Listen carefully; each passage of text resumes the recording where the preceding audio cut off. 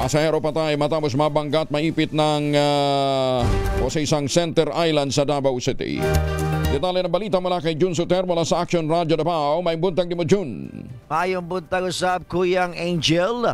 Patay ang isang 63 anyos na lalaki matapos mabangga ang kanilang sinasakyang kotse sa isang trailer truck at maipit sa Center Island sa bahagi ng daang Maharlika Highway, kilometro 27 Likanan, Lasang, Davao City. Pasado alas 2:55 ng hapon noong Mayo 18.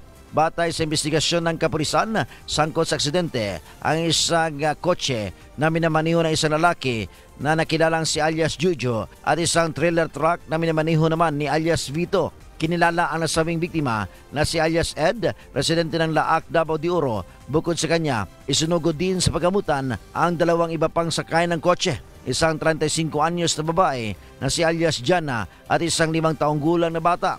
Sa karagdagang detalye ng investigasyon, kapwa patungo sa parehong direksyon ang dalawang sasakyan nang biglang mabangga ng trailer truck ang likurang bahagi ng kotse.